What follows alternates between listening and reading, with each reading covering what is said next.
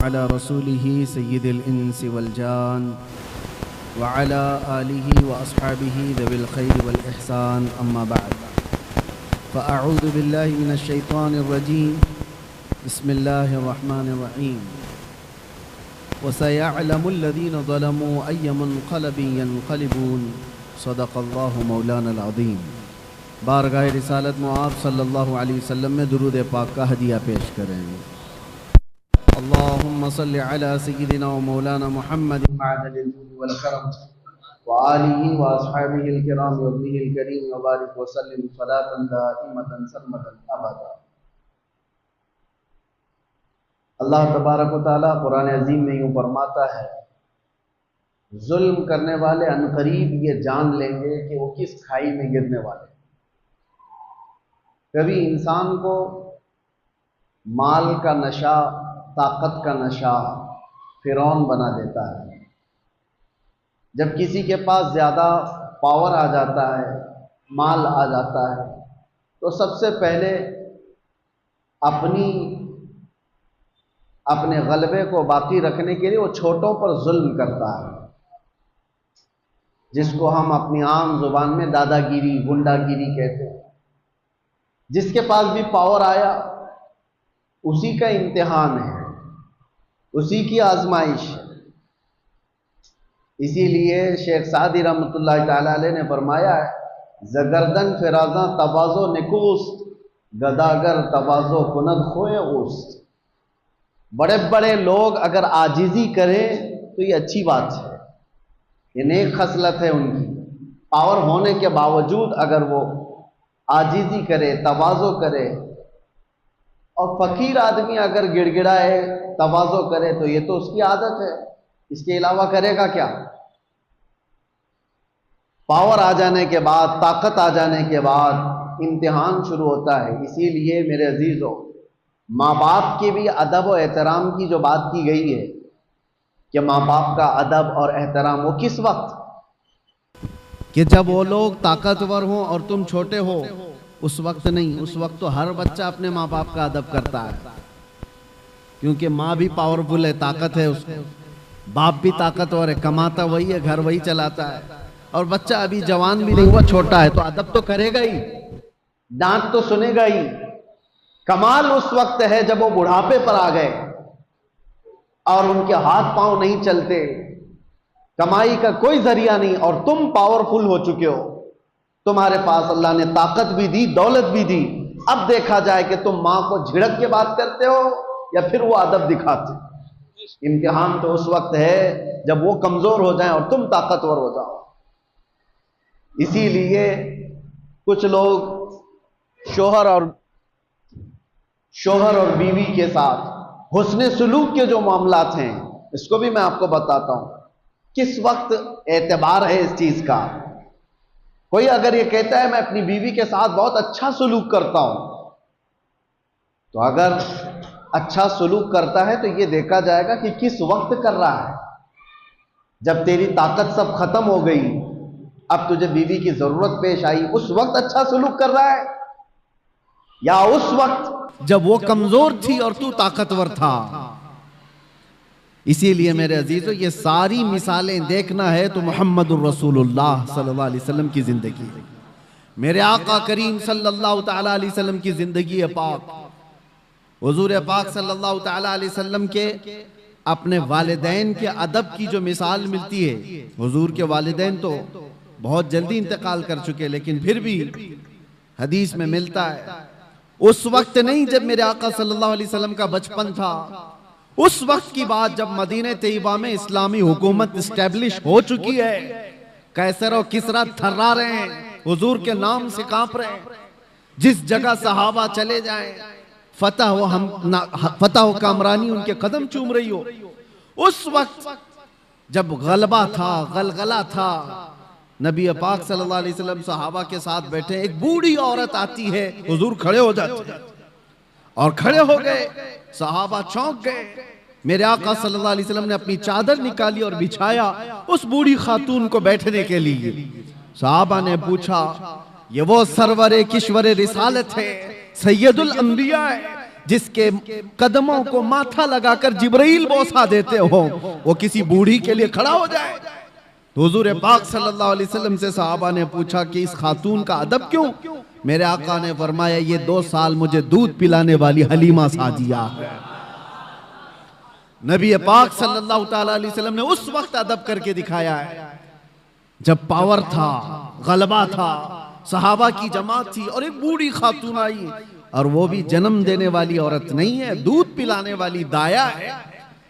मेरे अजीजों, 1-2 मिसाल नहीं, हर मिसाल मैं आपके सामने रखूं। हुजूर पाक सल्लल्लाहु ताला अलैहि वसल्लम एक बार एक दरख्त के नीचे आराम फरमा रहे हैं, सहाबा भी थे, किसी गजवे से वापस लौट रहे थे। उस वक्त अचानक एक दुश्मन आ गया, वो घात लगाए बैठा होगा, सहाबा नींद में थे, हुजूर पाक सल्लल्लाहु अलैहि वसल्लम की तलवार बाजू रखी हुई थी। अचानक एक शख्स आया और हुजूर की वो तलवार उठा ली। हुजूर नबी पाक सल्लल्लाहु ताला अलैहि वसल्लम बेदार हुए और देखा तो वो तलवार सोते खड़ा है बिल्कुल हुजूर के सामने, हुजूर पाक सल्लल्लाहु अलैहि वसल्लम के पास। तो हुजूर अकरम सल्लल्लाहु ताला अलैहि वसल्लम उसको देख रहे कि अब ये तलवार चलाने वाला है, और उस शख्स ने तलवार चलाने से पहले हुजूर से पूछा, बता मोहम्मद, तुमको मुझसे कौन बचा सकेगा? हुजूर पाक सल्लल्लाहु अलैहि वसल्लम ने एक बुलंद आवाज से सिर्फ इतना कहा, अल्लाह। हुजूर पाक की जुबान से ये जुमला निकला था कि उसके हाथ से तलवार गिर गई और कपकपी उसको तारी हो गई। जैसी तलवार गिरी हुजूर ने उठा लिया। अब आप देखें, जब काया पलट जाए, पांसा पलट जाए, पावर दूसरे के पास आ जाए, और उस वक्त जो हमको सताया हुआ आदमी हमारे हाथ के नीचे आ जाए, तो फिर इंसान की फितरत क्या होती है? रगड़ दो इसको, मसल दो इसको, पूरा पुराना बदला ले लो। जब इसके पास पावर था तो मुझे परेशान किया इसने, ताकत का इस्तेमाल किया इसने।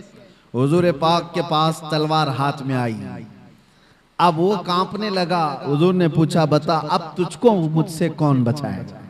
वो तो काफिर था, वो काफिर था। हुजूर ने तो फरमाया था अल्लाह। उसने कहा, मैंने सुना है कि तुम करीम इब्ने करीम इब्ने करीम हो। हुजूर पाक सल्लल्लाहु अलैहि वसल्लम ने फरमाया, जाओ तुम्हें आजाद कर दिया। तो वो आजाद होकर के गया थोड़ी ना, बल्कि कहा कि ला इलाहा इल्लल्लाह मुहम्मदुर रसूलुल्लाह, और अपनी कौम में आकर के बताया, मैंने एक ऐसे रहमदिल इंसान को देखा है, जब उसके हाथ में पावर आ गया तो उसने तलवार चलाने की बजाय मुझे मुस्कुरा करके आजाद किया है।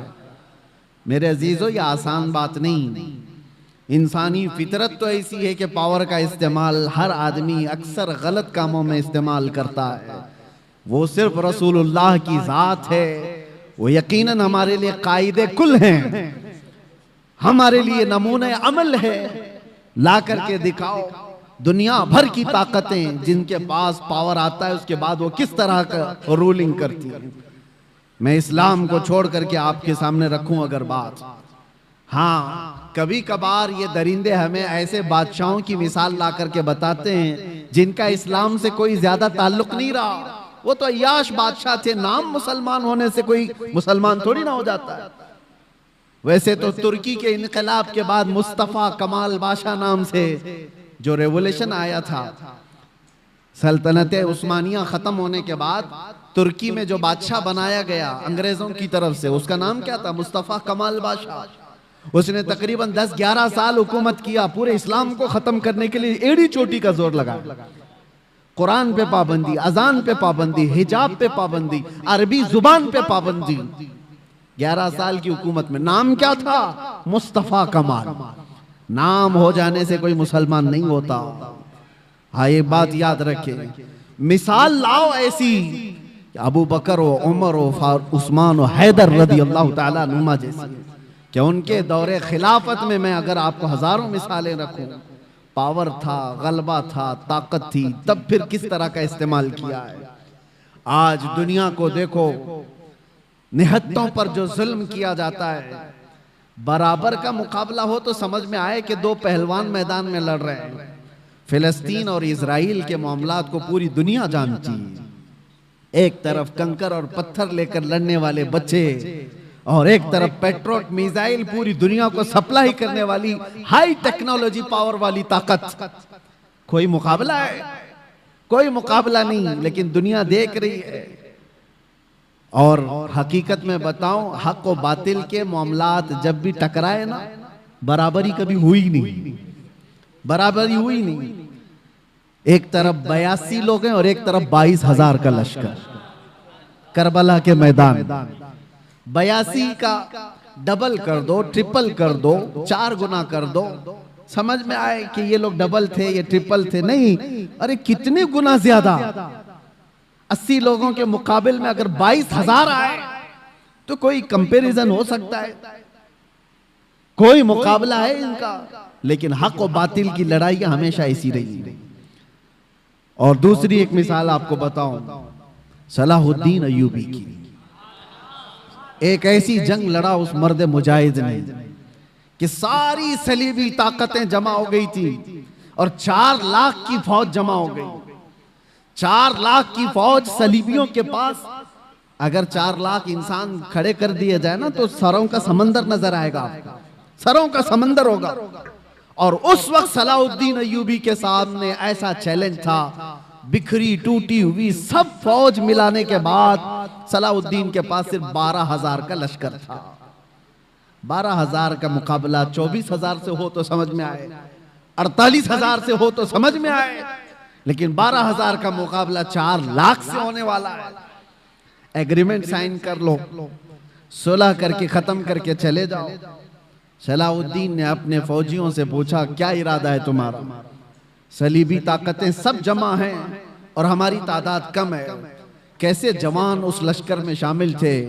अपने सिपह सालार से कहते हैं, सलाहुद्दीन, अगर रसूलुल्लाह सल्लल्लाहु अलैहि वसल्लम के सहाबा तादाद देखकर मैदान में उतरते थे तो हम भी देखकर उतरेंगे, और अगर वो अल्लाह और उसके रसूल के भरोसे उतरते थे तो हम भी उनके नक्शे कदम पर अल्लाह और रसूल के भरोसे उतरे। हमने तादाद नहीं देखी, तादाद नहीं देखी, अल्लाह की मदद आई। और तारीख लिखने वाले अंग्रेज लोग हैं, ईसाई लोग हैं, किताबें आज भी मार्केट में मिल जाएंगी आपको। ये 4 लाख का मुकाबला जो 12,000 से हुआ था, तारीख की एक ऐसी जंग है। अंग्रेज मुअर्रिख लिखते हैं कि सलाहुद्दीन को और उनकी फौजों को क़यामत तक फरामोश नहीं कर सकते सलेबी लोग, इसलिए कि उस जंग में इसने छींतरे उड़ा दिए थे और टुकड़े टुकड़े कर दिए थे, सबको बिखेर दिया था। लोग अपनी जानें बचाकर निकल गए, मुफाहमत पर आ गए। एग्रीमेंट सलाहुद्दीन ने नहीं, सामने वालों ने साइन किया। मेरे अजीजों, मैं आपको ये बातें इसलिए अर्ज कर रहा हूं कि पावर और ताकत का नशा जब किसी को आता है, सर चढ़ करके बोलता है। और एक बात, फिरौन की उम्र ज्यादा नहीं लंबी की जाती, जुल्म की तारीख ज्यादा लंबी नहीं होती और उनका अंजाम भयानक होता है। इसलिए कि मजलूमीन की आह जब निकलती है तो अल्लाह करीम, अल्लाह रब्बुल इज्जत को कहार और जब्बार खुदा जलाल में आएगा और पकड़ करता है। तो ऐसे कि कुरान में अल्लाह ताला फरमाता है, फलम्मा नसू मा ज़ुक्किरू बिही फतहना अलैहिम अबवाब कुल्ली शै हत्ता इज़ा फरिहू बिमा ऊतू। जब ये लोग भूल जाएं अल्लाह को तो अल्लाह फरमाता है, मैं उनको खुशियों के सारे दरवाजे खोल देता हूं, खूब खुश हो जाओ। यानी अल्लाह को भूलने के बाद जालिमों के लिए दरवाजे खोल दिए जाते हैं, खूब खुशियां मनाओ, सब तुम्हारा है, सब तुम्हारा है, ताकत भी तुम्हारी, सियासत भी तुम्हारी, तख्त भी तुम्हारा, सारा डिपार्टमेंट तुम्हारा, नाचो जितना नाचना है। फिर अल्लाह फरमाता है, फअखज़नाहुम बग़ता, अचानक हम एक दिन पकड़ करेंगे, अचानक एक दिन पकड़ करेंगे और फिर पूरी दुनिया की ताकत उस पकड़ से उसको आजाद नहीं करा सकेगी, नहीं निकाल सकेगी।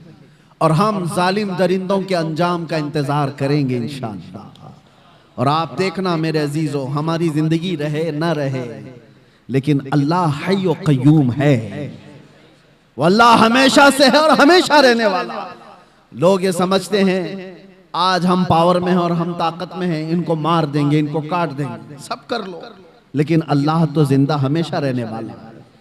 हमारा वारिस अल्लाह रब्बुल इज्जत है, हमारी तमाम चीजों के लिए अल्लाह करीम है।